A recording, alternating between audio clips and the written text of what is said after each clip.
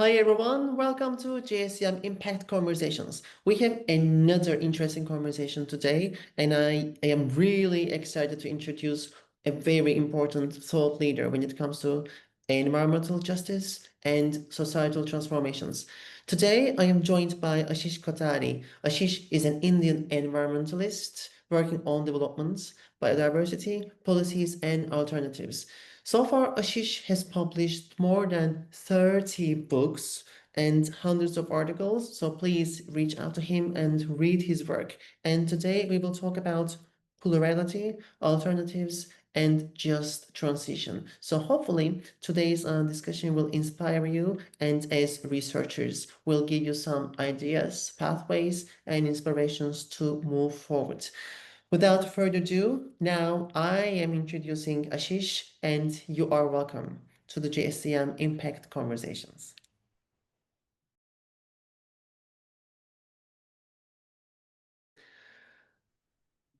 Okay, so now we are back to the main stage, and I am joined by Ashish Kothari. Hi, Ashish. Nice to see you. Hi, Hakan, how are you? Doing I'm some. good. Everything is fine. It has been so long since we didn't see each other, so I really miss our conversations. You are such an inspirational person, so we really appreciate you taking your time and being here. How are you? How is everything?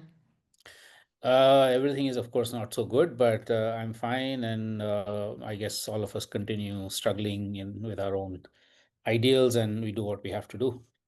Exactly. So with that, let's just delve into the conversations. So, Ashish, whenever we speak, you always inspire me and many others, and you always underline the importance of solidarity and collaboration. And you have spent your entire life to build horizontal networks through solidarity. You always worked with the people, with the grassroots communities to create alternatives.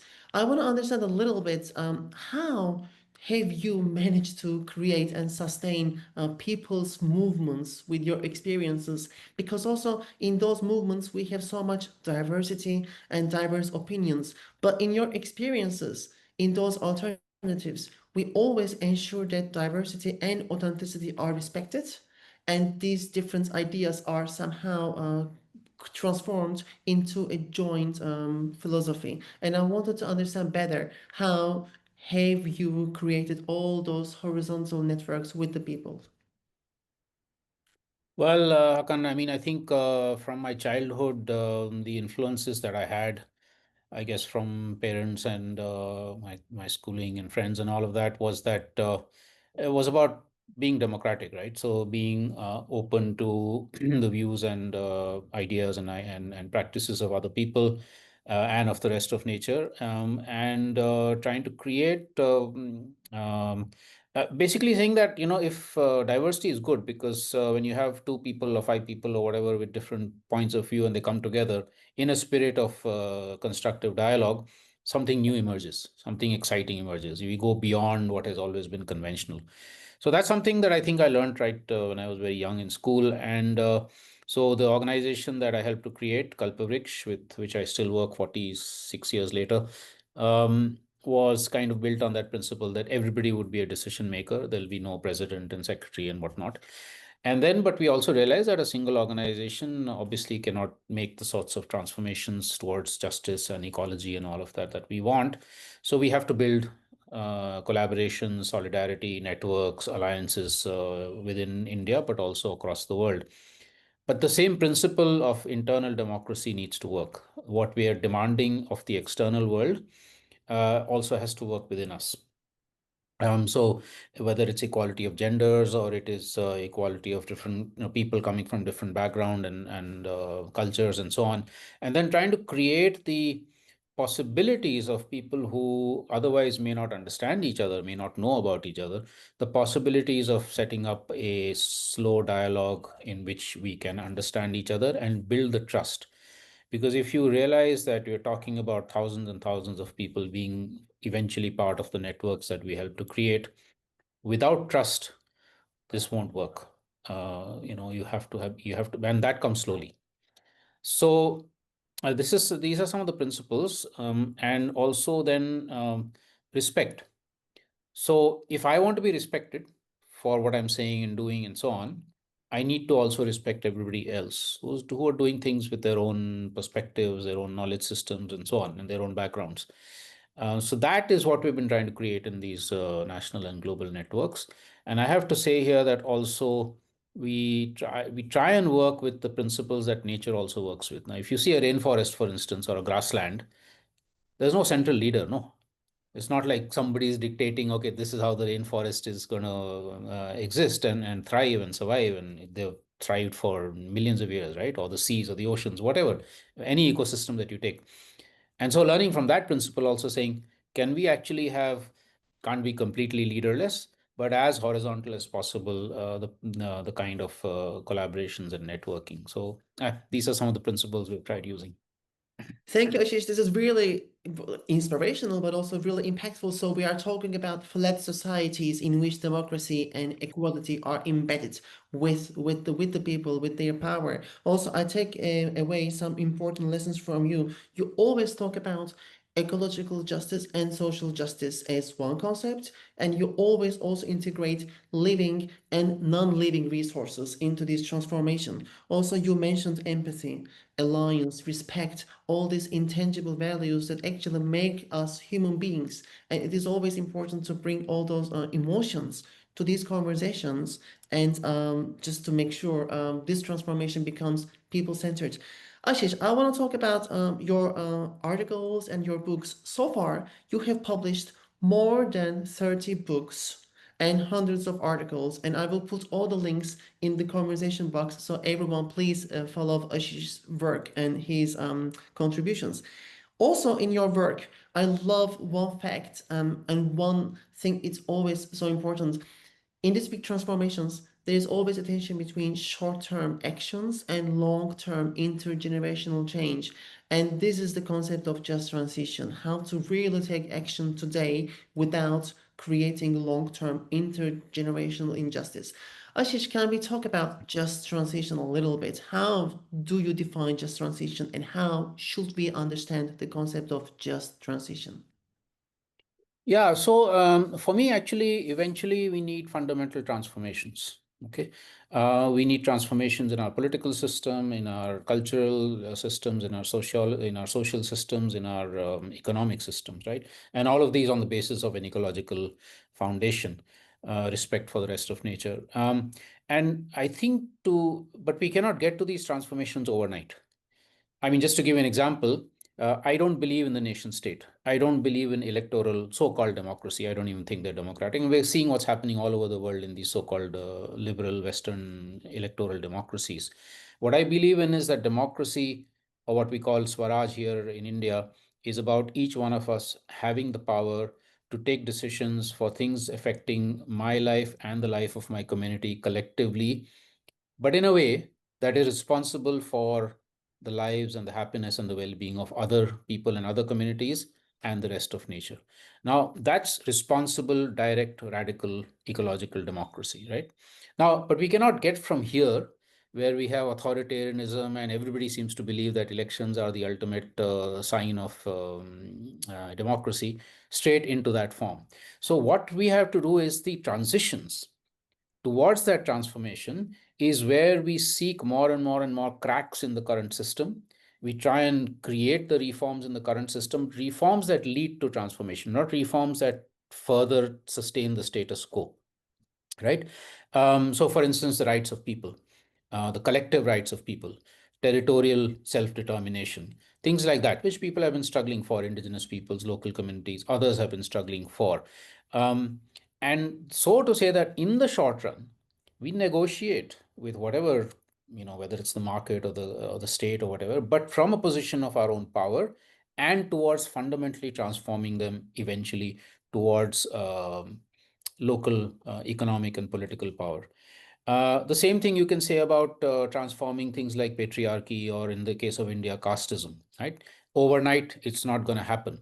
But you create those cracks, you keep pushing the system, you keep pushing against patriarchy slowly, slowly, and then you eventually say, well, how does one reach equality of genders?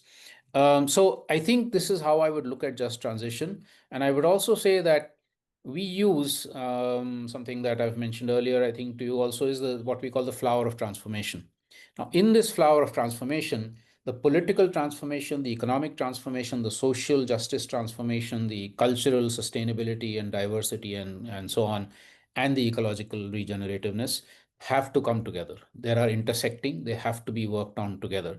Having doing one is by itself is not going to work as a holistic transformation, and sometimes could be counterproductive.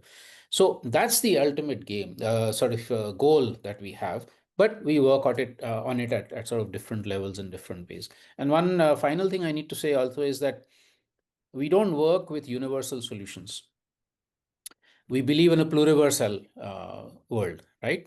Multiple ideologies, multiple ways of being, ways of doing, ways of dreaming, ways of acting, right? But none of them such that it would undermine another one. So capitalism cannot fit within this pluriverse because it undermines all other universes, right, or all other sort of things. So it has to be, but otherwise you can have a whole multiplicity of religions, of faiths, of ideologies, and so on, as long as they're complementing each other. So I think just transition for me is all of this, and of course that the people most affected by the current crises, social crises, ecological crises, climate, etc., are the ones who should be at the center of transformation, their agency, their interests, etc. So the poorest of the world, the most marginalized of the world, and always the rest of nature, which actually is the most marginalized section of our earth.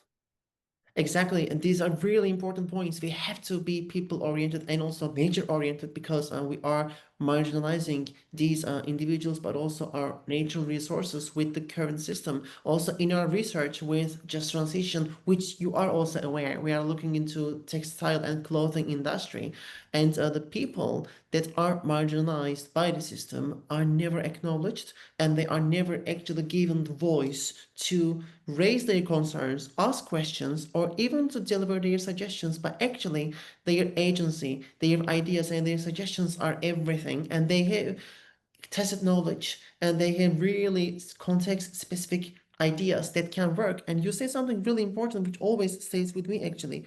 Plurality is so important, and that diversity is everything. So we cannot just create standardized one size fits all solutions because it just doesn't work. So since we are at this supply chain management community, I invite all my scholars and all my friends to the flower of transformation philosophy, and there is so much for everyone to get and to get some inspirations and to create some research pathways. Ashish, before we go, I want to ask one final question. So, to the operations management people, to the supply chain management scholars, what would you say about these just transformative pathways through solidarity, and what advice would you give them in terms of research to research pathways and to move forward with this plural philosophy? Well, I would say that, I mean, I don't understand much about supply chains, of course. I'm not into that world, but what I can, in just in terms of common sense, say that look, it's very crucial that we look at the entire textile industry, for instance, or fashion industry, or the whole supply chains in any production system and consumption system. We look at it from the point of from these multiple points of view. What is the ecological impact we are creating? Are we sustaining the earth that sustains us? What is the social impact? Are we basically increasing inequality or decreasing it? Are we being inclusive or exclusionary? Are we sustaining cultural diversity or reducing it? Are we sort of, colonizing what people should be eating and wearing and how they should be behaving, etc., which has happened for 500 years now? Are we continuing that, or are we saying no? Everybody's choices need to be respected.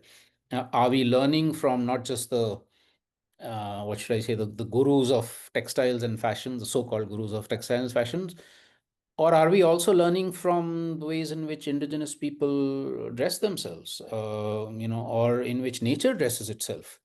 I mean, much of our textiles, for instance, are learned from designs and patterns and colors in nature, no? But do we actually respect that, or do we just take it, extract it, and then we use it for us for our own purpose?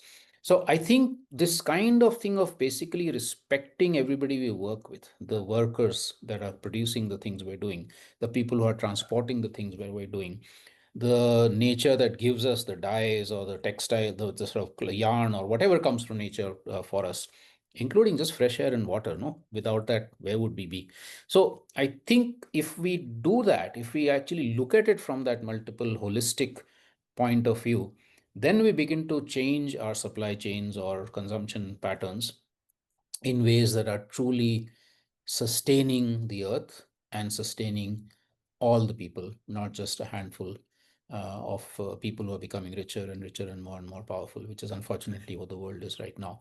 And the good news, Hakan, I mean, there's a lot of bad news. The good news is that there are a lot of examples of this kind of radical alternative transformation in which multiple people benefit, in which those without agency so far actually have agency, and in which nature is respected.